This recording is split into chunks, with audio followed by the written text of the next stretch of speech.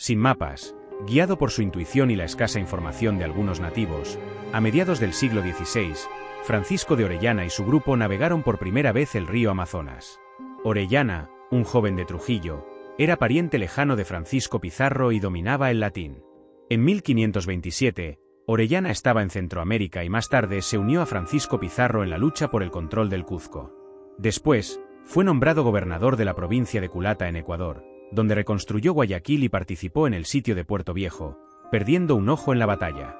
Dos leyendas en esa región atraían a los conquistadores, una sobre abundantes árboles de canela y otra sobre un príncipe cubierto de oro, el Dorado.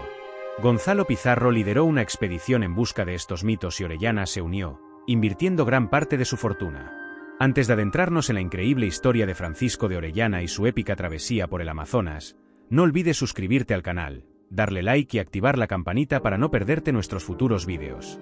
Quédate hasta el final para descubrir cómo este intrépido explorador y su equipo enfrentaron desafíos inimaginables en su búsqueda de nuevas tierras.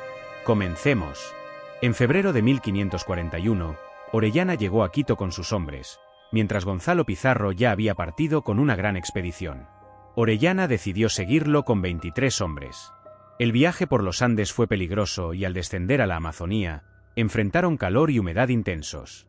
Durante el viaje, encontraron árboles de canela de baja calidad. Junto al río Coca, un afluente del Napo, Pizarro y Orellana se reunieron. Construyeron una embarcación llamada San Pedro para transportar a los enfermos, armas y suministros por el río.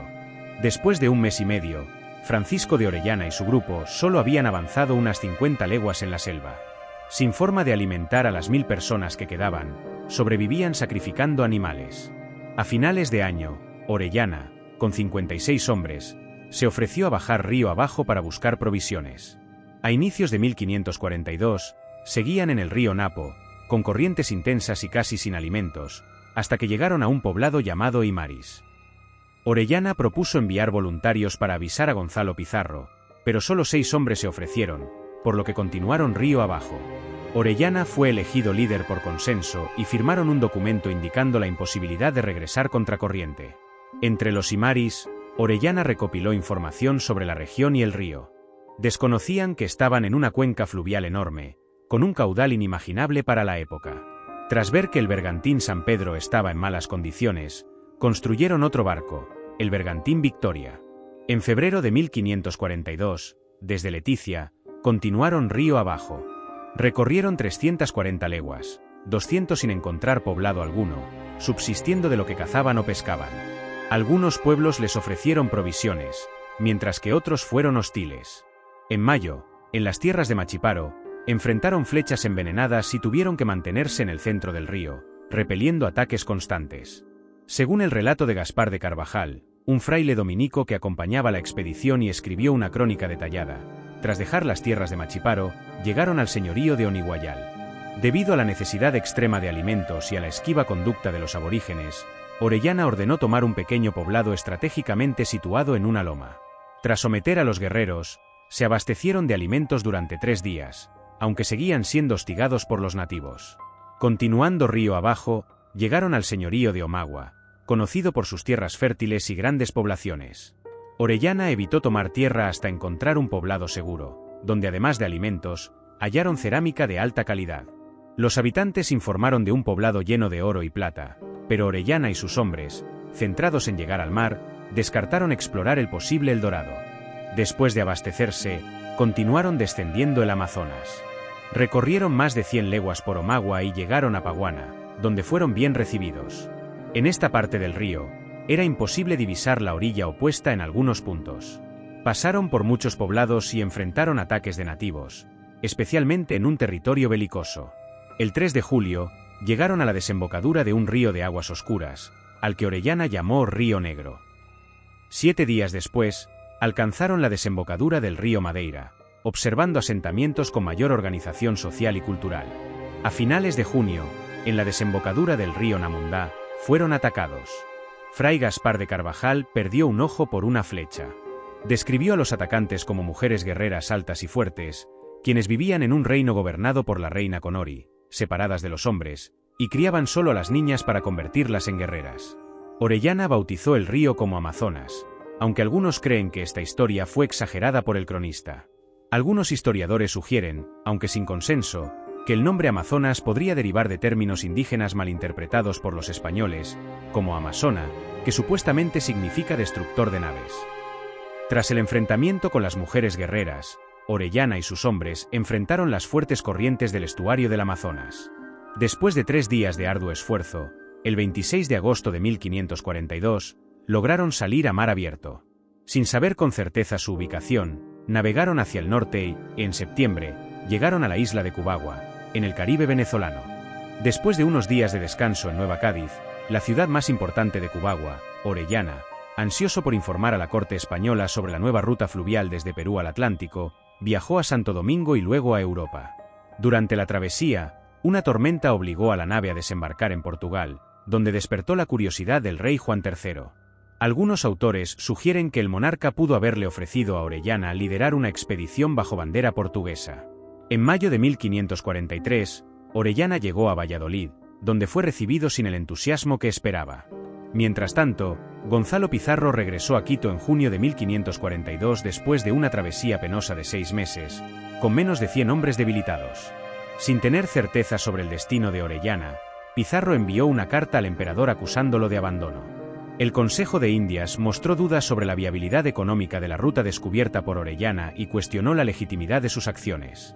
Esto obligó a Orellana a defenderse, redactando informes y presentando documentos firmados por sus hombres, donde declaraban que la decisión de continuar río abajo había sido consensuada. Finalmente, el 13 de febrero de 1544, el entonces príncipe de Asturias, futuro Felipe II, exculpó a Orellana de cualquier cargo y le otorgó los títulos de adelantado, gobernador y capitán general de Nueva Andalucía.